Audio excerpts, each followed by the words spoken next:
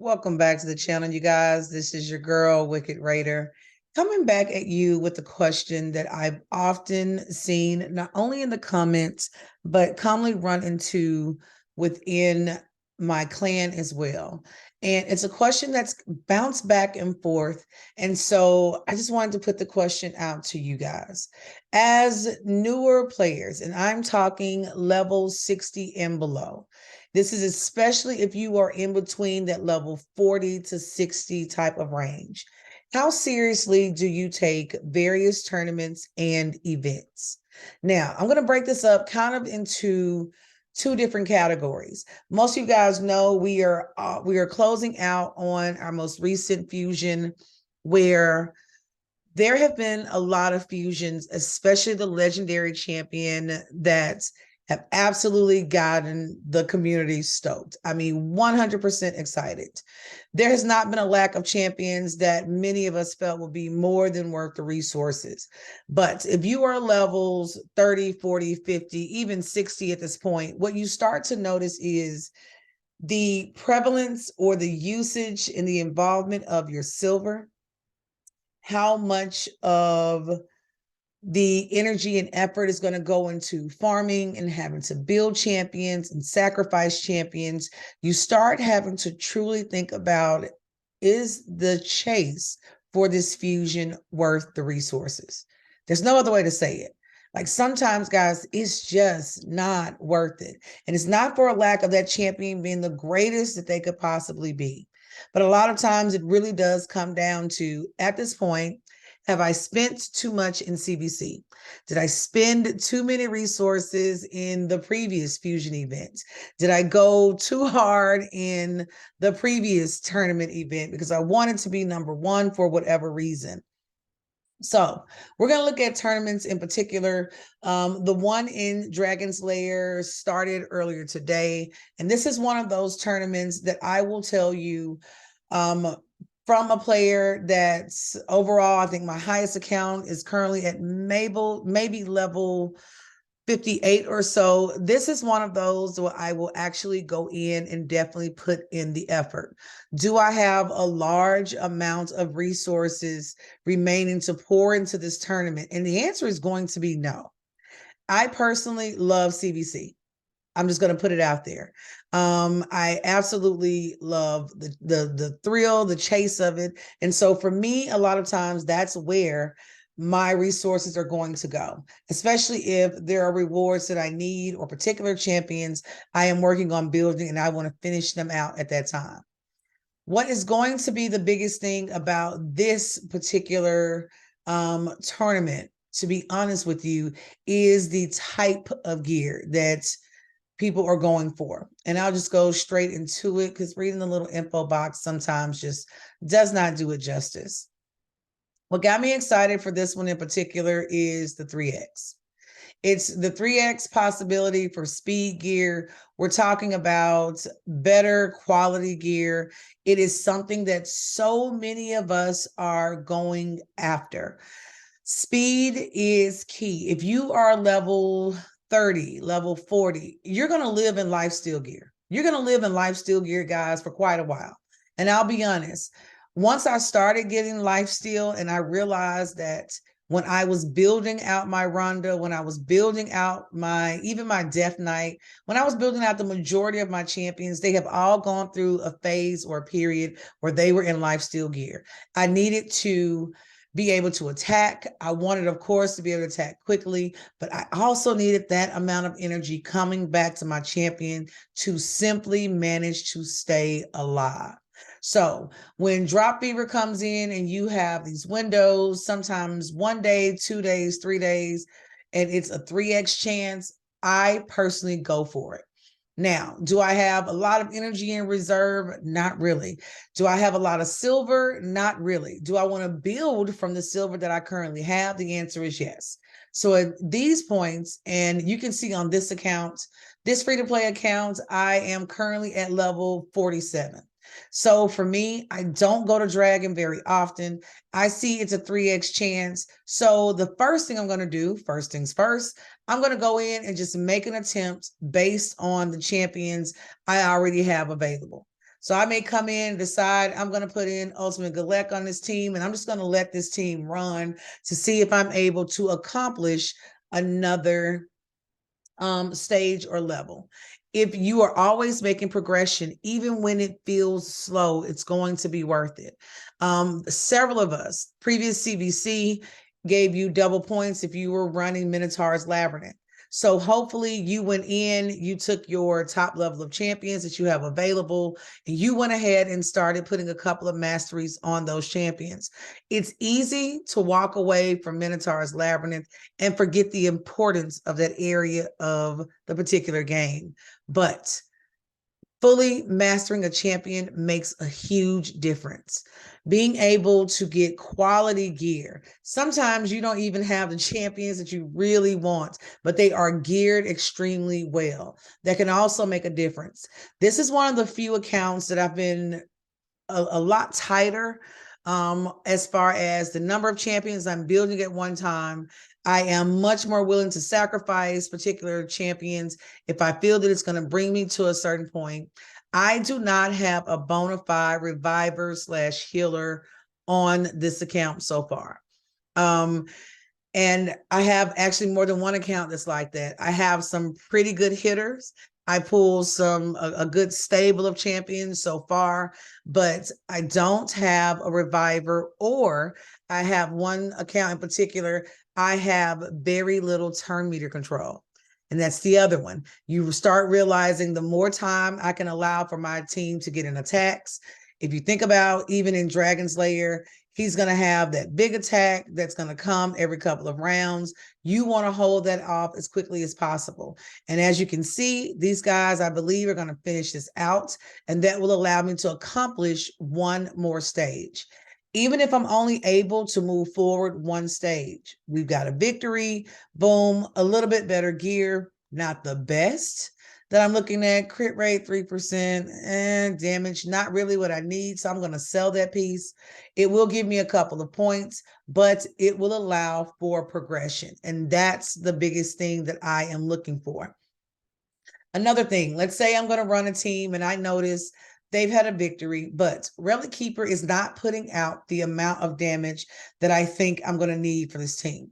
So I may decide I'm going to bump this up, go to the next level, but I want to take this champion out to see who else could I put in to possibly garner more damage. And as you can kind of look and tell, everyone from Ultimate Death Knight and lower, all of these champions are champions I could go in and do a little bit of building with. I don't necessarily run my champions currently in dungeons. It will definitely depend on the level.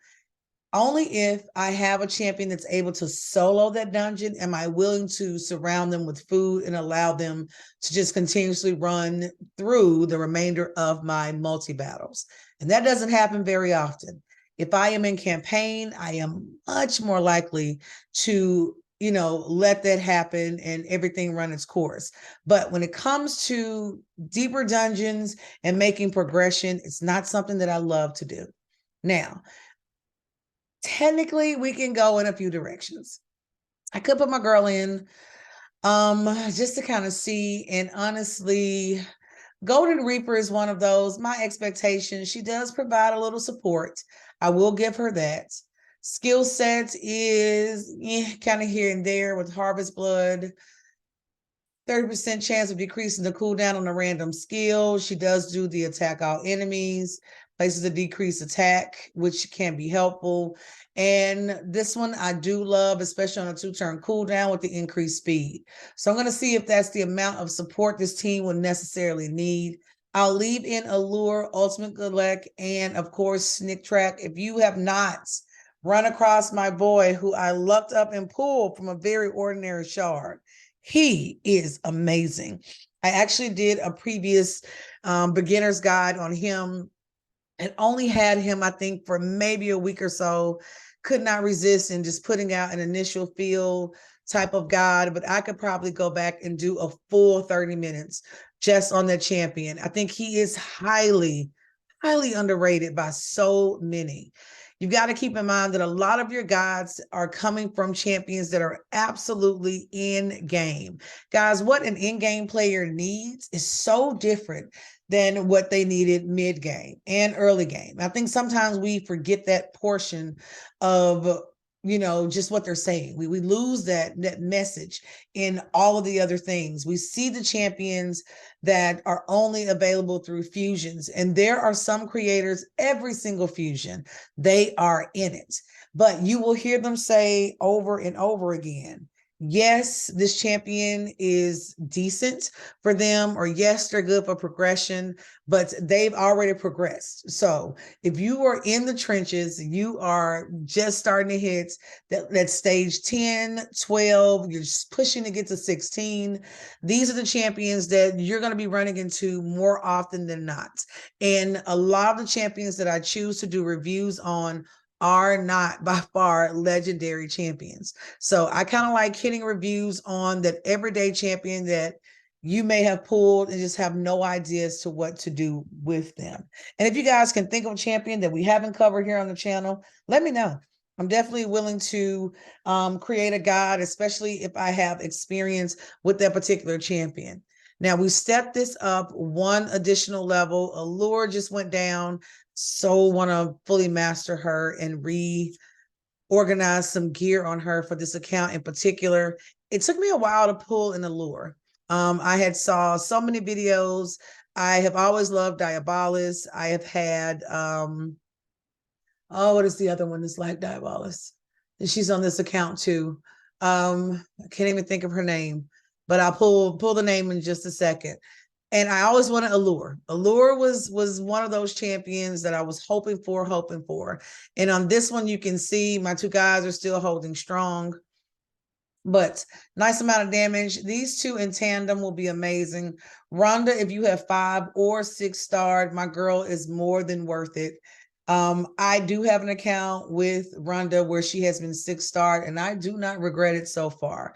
Snick Track was an automatic 6-star. I already knew it. This is actually my second time pulling Ultimate Galek, and I know I'm gonna make some of y'all gasp. I understand the rule is usually to vault epics and do not use them as food, but I have sacrificed an Ultimate Galek before. And so one of the reasons that I do have multiple accounts is so I can hold on to champions, at least on one account in particular, so that I'm able to work with them and kind of see what they do and how I feel. And this guy has some, he has some I give him that. A lot of people are not Galek fans.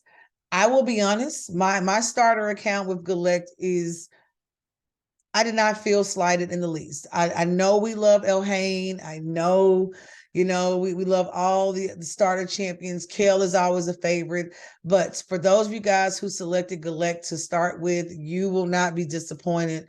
I made amazing progression and also pulled some pretty cool champions along the way. And this is what this is. So 2 levels that we've done really, really good just with that additional support. Golden Reaper did do a bit more damage, but it's pushing through and just seeing what artifacts are going to drop for you that make it most important. And don't forget, you do have normal and hard. So once you're able to push through to other areas and other dungeons, it'll be more than worth it.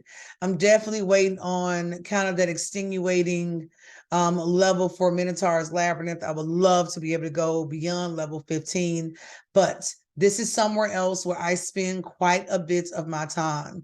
If you are not at least giving 10 to 15 multi-battles each day to Minotaur's Labyrinth, I would implore that you start.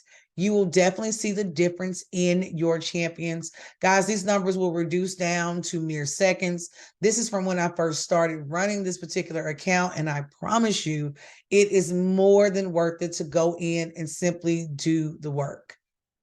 Now, on the flip side, tournaments for me are a lot more doable. Sometimes the rewards are really good, sometimes they're not.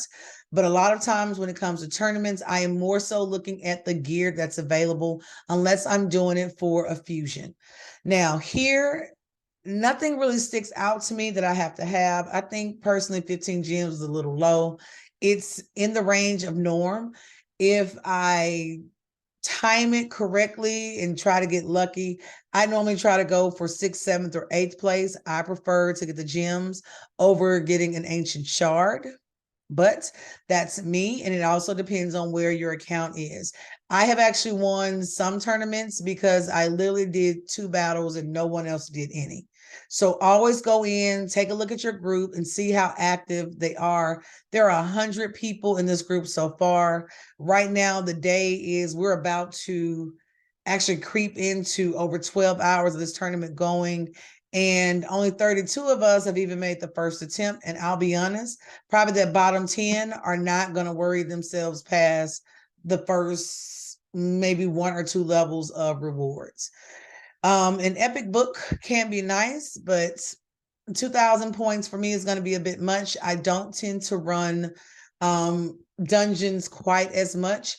I gain a lot more experience, especially if I'm running just food champions, if I focus myself in campaign. That's just me. Now, anything that deals with arena, whether it's classic arena or takedown arena, especially if I can earn tournament points, CBC points, I am all in. Arena is another area that's a true favorite of mine. It's an area that I can easily switch up my teams and have quite a bit of flexibility. So those areas are worth it. Now, beginners, comparing tournaments to events. I find events to be a bit frustrating. And I'll be honest, I can say this in a few different ways. Normally, you're going to find your dungeon divers and your artifact enhancement. And a lot of times, especially if you are, for example, Margrave Greenhawk is a part of the current fusion that's coming to an end. I will be honest, for probably 80% of the beginners that maybe even 90% of the beginners that I've talked to, the number 3,000 points is high. It is really high, y'all. And to be honest, a lot of time I'm barely making it to 1750. And that's for a rare skill tone. There's no way. The dispersal of energy in between, by the time you make it to completing 1,400 points, you have burned through a number of assets. A lot of us are not sitting around, especially early mid game, holding on to artifacts and boosting up to over 10 million silver just to dump it all in to achieve this.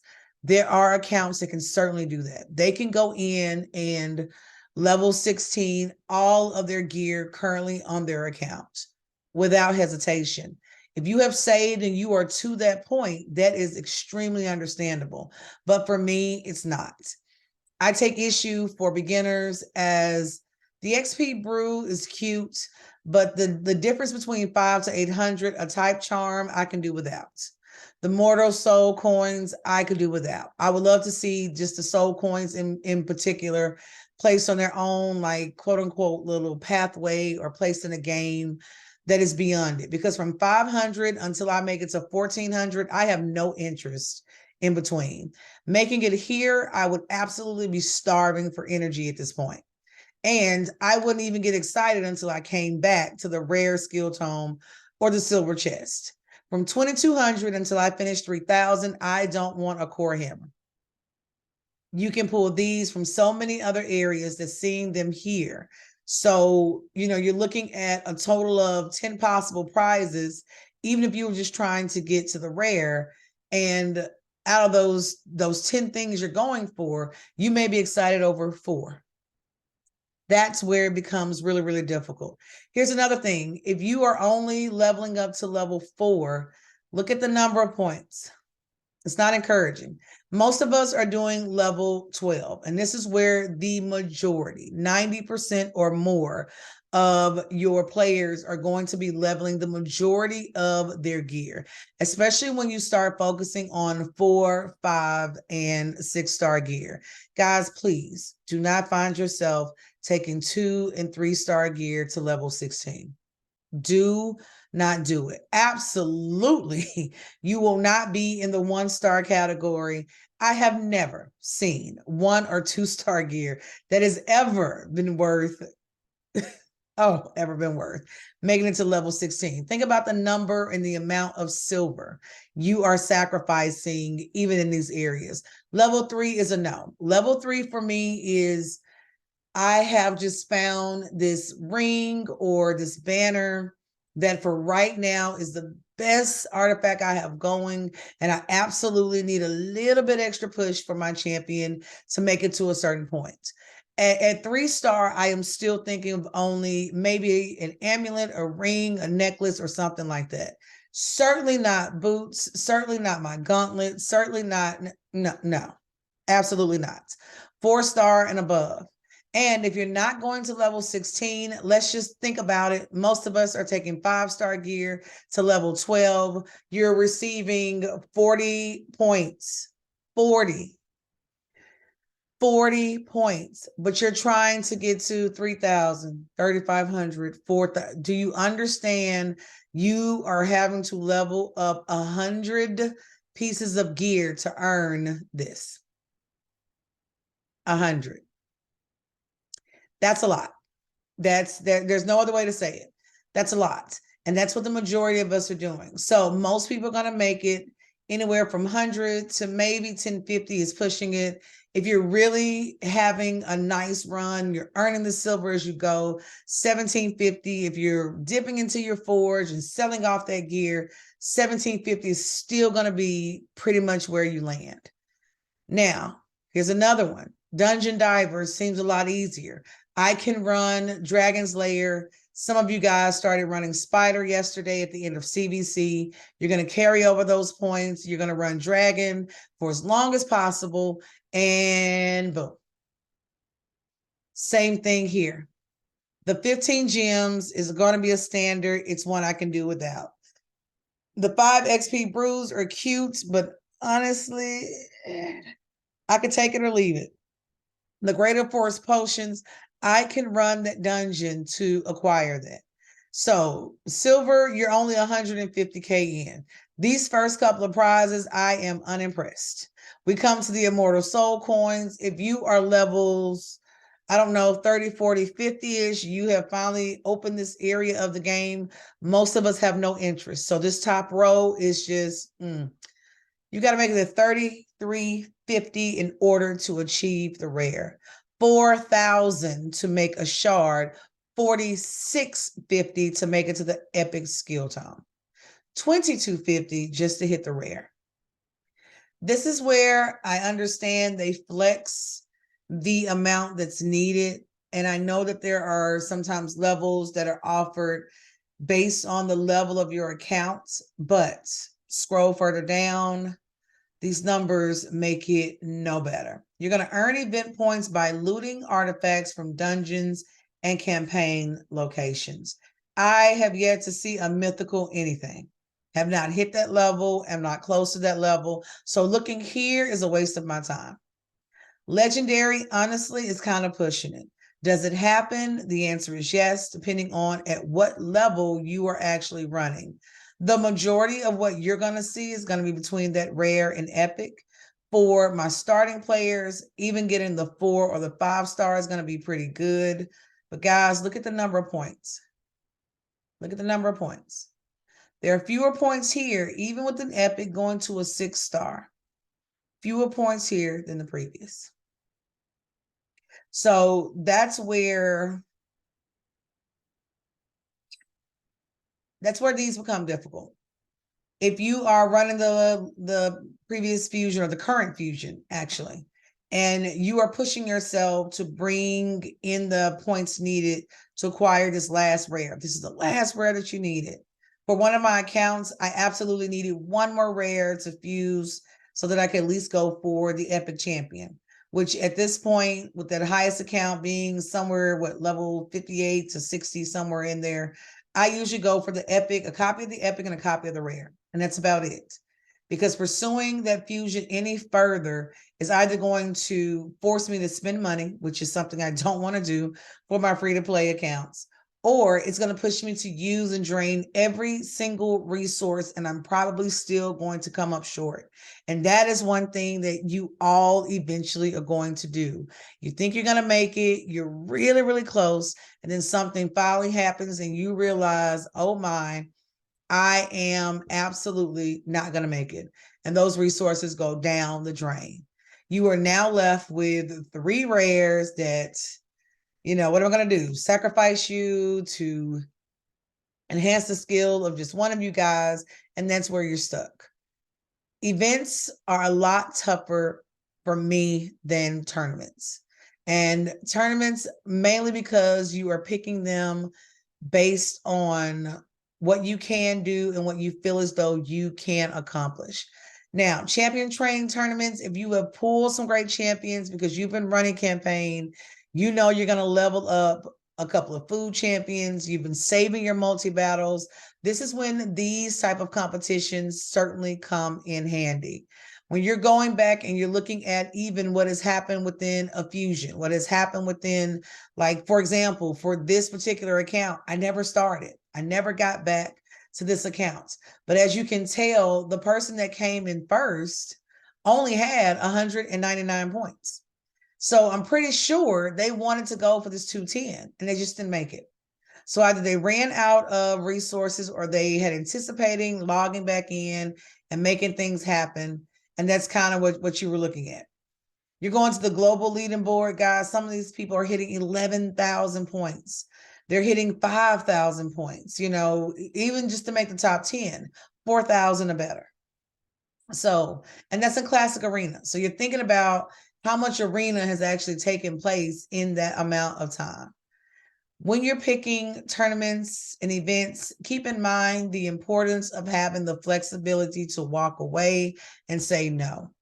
There are a lot of websites you can definitely visit. I know even on a couple of Discords, when they're talking about, these are the upcoming events, there are a lot of content creators that will go through the calendar and let you know, like, hey, these 2 events will overlap with one another. Perhaps you want to save up for this and then pick whether you're going to pursue this champion or whether you're going to skip this fusion or go to the next one. Those are the choices that you start to make the deeper you go into the game. So let me know, do you guys have a preference of tournaments or events? And based on your level, which one do you find to be the most challenging? Love to hear from you guys. Of course, if you've made it this far on the channel, don't forget to subscribe. Would love to get that number to 200, which is our next goal. Before the end of the year, we want to hit 200 subscribers. And definitely dive into these comments, guys. Leave me some info, leave me some questions. If you do not currently have a clan, we have 5 slots remaining. Would love to add you in. Always looking for active members. So many of my current members, guys, have been simply amazing. Just want to give a couple of you guys a nice little shout out. Oh man, FP has been awesome. Touch Mirror is such an inspiration within this particular group. Mirror Free is another one that's extremely active. So just had so many great players just coming in, staying active. Sleepy Frank, we definitely see you in there. King CH7 as well. It's been such a pleasure to play with you guys and to just have the conversation and the dialogue. As always, would love to hear your questions, your concerns, and just let a girl know. And keep in mind, happy gaming.